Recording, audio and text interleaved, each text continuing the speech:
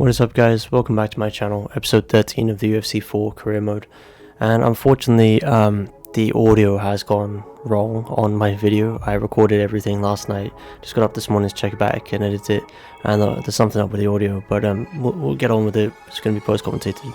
But I enjoyed the game and I got this message about Conor McGregor and the fight before, and apparently fans didn't react, but I still wanted to take the fight despite this guy's advice. I'm assuming he's my manager or something, because I want to fight Conor McGregor. He's high ranked. I think he'll be an exciting fight for you guys. So I took the guaranteed fight offer option, and yeah, let's see what that kind of gives us or brings to us. Obviously it is a guaranteed fight offer. I don't know if it would be the next fight or not. And then I was looking here to see if I could kind of chat shit to Bobby Green after he was chatting shit to me before, so I wanted him to actually be my rival, but there was no way to do it. So I went into rank to see if I could like select him and say something to him, and I couldn't. And then I was also talking about how they gave me someone who's ranked below me, and it kind of messed with the rankings a little bit, because I actually eventually got moved down in the rankings, which was weird. So yeah, I was just trying to find a way to kind of talk to him or like tweet him, taunt him, and then just kind of working through the training camp, doing the mandatory promotions, just doing what we have to do so we don't get any fines. I wanted to try and get the fight to very high hype. It was already on high very quickly, and then I watched some tape on him. 3.5-star fighter, so it's about the same as us. Not great. I hate his beard though. It's just the more I look at his beard, the more it just bugs me. But yeah, I decided to do some Muay Thai because I wanted to level up the leg kicks, and that was pretty fun. I actually enjoyed the Muay Thai sparring. I did do it a couple times in this training camp, and yeah, I think it went well. I mean, I was earning decent evolution points from it and trying to improve my kind of clinch stats, and also what I know about the clinch, because I learned some stuff about the clinch from this. Because when I first got the game, I did kind of just jump into it, then I looked at some things, like how you do certain things, and I didn't actually look too much into what some of the possibilities are. So I might go away and have a look at some other things, just so I can kind of improve how I fight. I think it would add more dimensions to my fights to show you, with the striking, clinch striking, and some of the grappling in the clinch, and then also the ground game. And also just like as a side note, so the way I record, I definitely mentioned it before, that I have the face cam and everything overlaid at the point of recording, so I can't edit it out. I might start recording that separately just in case something like this happens. It would make it a bit more difficult for me to edit, but I'm sure I can deal with it and work it out. It might also mean that I can move the face cam around depending on what I'm showing. I'm not saying that I would do that, but we'll see. And I'm probably going to put some music on in the background, because there will be no game sound, just me talking. It might just be a bit weird. But yeah, you can see that we found that training quite easy, that first Muay Thai training of the camp. And we started on low fitness, so it meant I was able to get in quite a lot of sparring over the 6 weeks. Yeah, I'm really enjoying the game still, really enjoying it. And now we're getting to a point where our fights are much tougher, and it's, I think, getting more interesting in terms of fights for you guys as well. And I'm starting to have to figure out opponents more, whereas before I could kind of just do what I wanted and walk through them. Except for my first couple of fights in the UFC, the 2 back-to-back guillotines, those were tough for me because I didn't have the stats to stand with those people. Now my stand-up game is a lot better, so my striking is a lot better. I'm able to stand with those people and then go for a submission or the knockout. And I haven't submitted anybody for a long time, and I don't know why. It's just kind of in the way the fight broke down. I was expecting to get a knockdown or like a health event, and I've ended up getting a clean knockout. So it's kind of weird, and I haven't really found myself in a good position to submit somebody, in my opinion. I could have maybe in the Darius fight, but he was a sub-specialist, so I felt like we were dominating standing up, so I just went to always stand up against him, because that's where I felt like we were really winning the fight. I found this quite interesting. So I didn't really realize that I could land hooks and do as much damage as I did in this training session. So you can see I'm kind of just moving around, testing things out, and then those hooks over the top look mean, and we leveled them up to level 2 as well, which was nice. I just thought it was pretty clean. Big front kick to the face, trying to get those the evolution bonus. And then I didn't actually realize I had that front kick to the body there either. I really need to, well, I should have checked my moveset. But that front kick to the body is really strong, despite the fact I've never leveled up. I mean, I kicked him halfway across the cage. So we'll definitely be using that more. And I think I really want to kind of diversify the fighter, but kind of keep it semi-realistic. Like, I don't know that he would have like any tornado kicks or like crazy kicks, but we can definitely learn some new moves. I would like it actually if you guys could suggest some new moves you think I might, or you might want to see. It might be a case of in the next video, maybe I show you some of the moves that I could learn, and then you tell me what you want to see added, and we can go from there. Because I haven't really learned any moves. I learned that one trip and chokes, and that's it. So we could learn some punches, elbows, maybe some kicks or knees. I know maybe some people would like to see some more like highlight reel knockouts.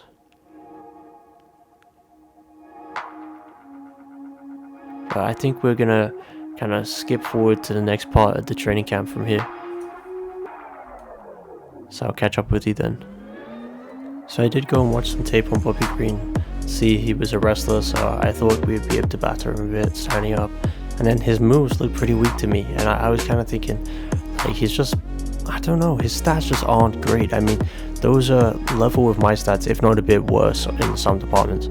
So I felt pretty confident going into this fight, and I was just saying, I'm really confident that I will knock this guy out or submit him, and I'm not too bothered about what he has coming back. And I just said I hope I don't get embarrassed by him. And then I was just doing some upgrades, so I had a look at my cardio and recovery because I wanted to upgrade it, but I think it is at quite a good spot. So I think I need to focus on some of the weaker aspects, especially my striking. So I looked at takedowns because I thought they were weak, and then I was thinking about it. It was actually the clinch grapple where I was trying to get those judo throws and the hip tosses that wasn't great. So then we upgraded the footwork, and we had a look at the kick speed, kick power, because we have been throwing a lot of kicks. But I decided that my head movement and footwork was kind of where I'm having the most issues, because you've seen me get rocked a few times in the last few fights. And that was kind of all our points, and then I was just checking to see if there was anything else I could actually afford. And there was nothing, so we get into the fight. I really don't like Bobby Green after what he was saying to me, like, it couldn't be me, you could knock me out, that would never happen to me. So I hit him with a sarcastic clap. Just, I don't have time for this man. He was disrespectful, and I don't think he has a lot to back it up.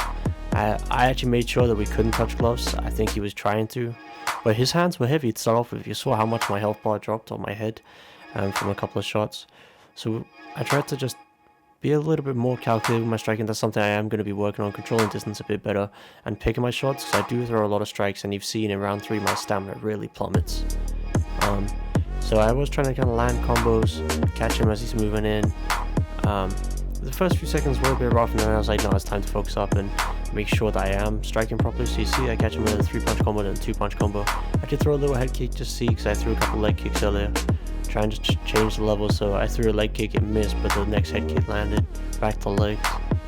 Nice 2-punch combo again. Those punches are getting through, they're getting through slowly. So we were doing some damage early, he catches us back. Need to get a little bit better defensively. Again, landing punches, got him moving backwards quite a lot. Big head kick, drops him early, uppercut, knee. It's a wrap. Like, after all that, he was talking all of that. He was chatting so much crap, and then we just bury him the first time he has a health event. Head kick, uppercut, knee, good night. You're not on my level. Why were you talking all this crap? And I did say actually at the start of the fight, I remember, that he was talking so much before we actually took the fight offer, before we actually had the contract to fight him, and then he didn't say anything once he got the fight. And when I was watching the replays as well, I did look at it, and when I was playing, I could hear the sound effect that the knee landed, but it doesn't look like he gets anywhere near him.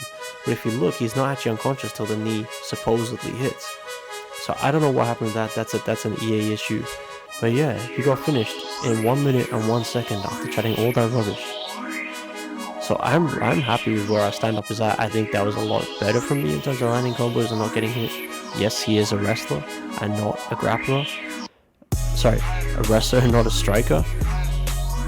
So I mean, it's not ideal to kind of like gauge or stand up against him, but it is a decent comparison.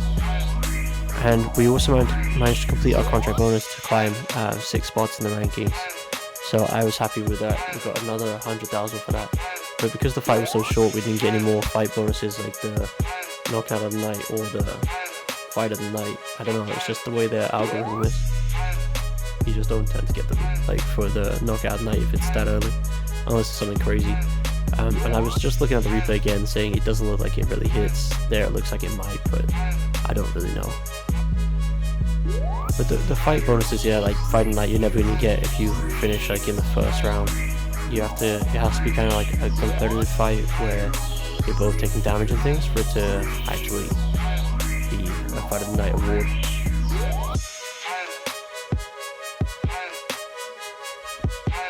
It is kind of weird, I imagine, for you guys to hear my voice and it's not matching up at all to the camera. So we did earn a new contract. I was talking about like it's actually like quite big money now. All of a sudden it's a big jump from 24k a fight. I was looking for a big money bonus as well, just kind of scrolling through. So I did have a look at this one, $100,000 to get 50,000 fans over the course of the contract. So I just kind of flicked through these. Winning 3 fights in a row would have been a good one. We just managed that quite easily. And then some of these are bigger contracts, but we can't actually get them because of whatever reason, I'm not sure. It might be because we have to be a champion or we have to complete more challenges first. So I think we do go back up, but yeah, we do take the fans, the 50,000 fans one. So I think it's something we can do. It'd be nice to get some extra money. And then I did want to just advance to see if we would get that Conor McGregor fight straight away, or if it would be kind of the next fight after this one. And I was surprised Edson Barbosa beat Dustin Poirier. Poirier just beat Khabib last episode to get the title, so I went to go check it out. So we rank 8, so this is actually something I alluded to earlier, where I was saying that it's weird because we kind of didn't really go up that high, and it seems like we got bumped back down by Justin Gaethje or Ally Quinto or both. I don't really know why, but yeah, I mean, we're 12-0, sitting in 8th, it's not that bad. And the reason I wanted to fight Conor McGregor, like I did say earlier, is because he is ranked 2. If we get into top kind of 3, top 5, you will probably get a championship fight pretty soon. So I'm looking forward to that, and if we can beat Conor McGregor, it would be really good for us to just climb the rankings. The fight hype is very low. That's something the manager was kind of complaining about, but I'm excited about that, and I was saying I would definitely save that for the next episode. And he did tweet me saying there aren't many fighters that are accepting the challenge or challenges, so he says he guesses I'm the real deal. And I just kind of want to say to him, yeah, I am, man. I am. I'm looking forward to a good fight, and I hope it'll be entertaining for you guys. But also, I just got my Irish passport, so we're going to see who the King of Dublin really is. That's where my family are from. So I guess we'll find out next episode. But yeah, thank you for watching the episode. I hope you enjoyed. Don't forget to like, subscribe, and take care.